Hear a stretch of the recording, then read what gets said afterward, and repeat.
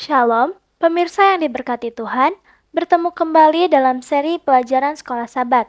Sebelum kita memulai, mari kita berdoa. Tuhan Allah Bapa kami yang berada di dalam kerajaan sorga, sekarang kami akan memulai pelajaran Sekolah Sabat kami. Kiranya Kau pimpin kami dari awal pertengahan ke akhir. Karena hanya dalam nama Putramu, Yesus Kristus kami berdoa dan mengucap syukur. Amin. Pelajaran Sekolah Sabat, Selasa 1 Oktober 2024. Judulnya, Mukjizat di Kolam Bethesda. Tanda selanjutnya yang dicatat oleh Yohanes terjadi di kolam Bethesda. Yohanes 5 ayat 1-9.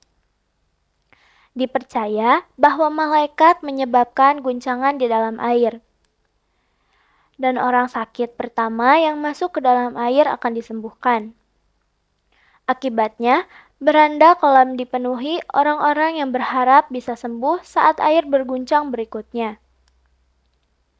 Yesus pergi ke Yerusalem dan ketika dia melewati kolam, dia melihat kerumunan orang yang sedang menunggu. Sungguh suatu pemandangan yang luar biasa. Semua orang ini ada yang pasti sakit parah, menunggu dan menunggu kesembuhan di dalam air yang pasti tidak akan datang. Suatu kesempatan yang luar biasa bagi Yesus. Bacalah Yohanes 5 ayat 1-9.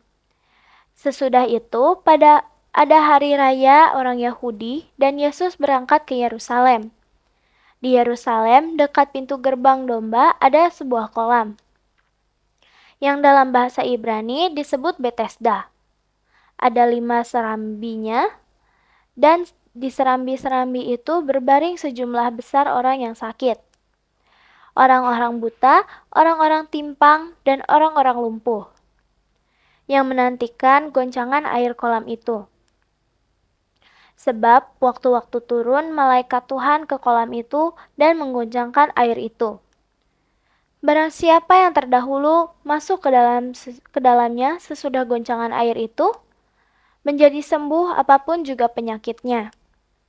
Di situ ada seorang yang sudah 38 tahun lamanya sakit. Ketika Yesus melihat orang itu berbaring di situ dan karena ia tahu bahwa ia telah lama dalam keadaan itu, berkatalah ia kepadanya, "Maukah engkau sembuh?"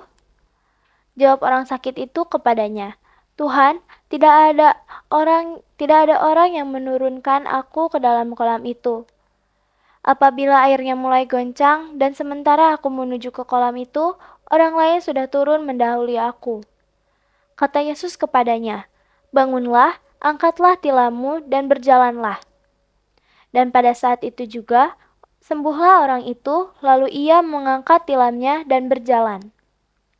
Tetapi hari itu hari Sabat, karena siapapun yang ada di tepi kolam jelas ingin sembuh. Mengapa Yesus bertanya kepada orang lumpuh itu, apakah dia ingin sembuh? Yohanes 5 ayat 6.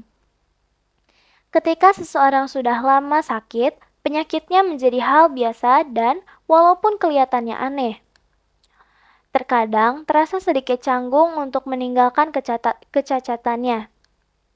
Orang lumpuh itu menunjukkan dalam jawabannya bahwa dia menginginkan kesembuhan. Masalahnya, dia mencari di tempat yang salah. Padahal, dia yang menciptakan kaki manusia berdiri tepat di hadapannya. Orang lumpuh itu tidak tahu siapa yang sedang berbicara kepadanya. Meskipun setelah penyembuhan, dia mungkin mulai memahami bahwa Yesus sesungguhnya adalah yang sangat istimewa. Yesus tidak meminta si penderita ini menggunakan iman kepadanya. Ia hanya berkata, "Bangunlah, angkatlah tilammu dan berjalanlah." Tetapi iman orang ini berpegang teguh pada perkataannya itu.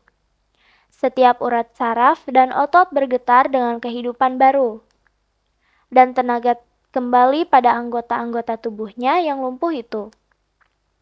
Dengan tidak ragu-ragu, ia mengambil keputusan untuk menurut perintah Kristus, dan segenap ototnya menyambut kemauannya. Setelah melompat, ia merasa bahwa dirinya telah menjadi seorang yang sehat kembali. Yesus tidak memberikan kepadanya jaminan pertolongan ilahi. Jika orang ini telah berhenti sejenak untuk meragukan perkataannya, ia akan kehilangan kesempatan untuk sembuh. Tetapi ia percaya akan perkataan Kristus dan dalam berbuat menurut perkataan Tuhan. Ia menerima kekuatan. Ellen G. White, Alpha dan Omega, Jilid 5, halaman 207. Kemudian, Yesus bertemu dengan dia dalam bait Allah, lalu berkata kepadanya, "Engkau telah sembuh, jangan berbuat dosa lagi, supaya padamu jangan terjadi yang lebih buruk." Yohanes 5 ayat 14. Apakah hubungan antara penyakit dan dosa? Mengapa kita harus memahami bahwa tidak semua penyakit merupakan akibat langsung dari dosa spesifik dalam kehidupan kita? Tuhan memberkati. Mari kita berdoa. Tuhan Allah Bapa kami yang bertata di dalam kerajaan surga, sekarang kami telah selesai mendengarkan pelajaran sekolah sahabat kami. Kiranya apa yang telah kami pelajari bisa menjadi berkat bagi kami. Kami juga berdoa untuk pemirsa-pemirsa agar mereka sehat selalu dan diberkati dalam semua pekerjaan atau aktivitas mereka. Karena hanya dalam nama-Mu, Yesus Kristus, kami berdoa dan mengucap syukur. Amin.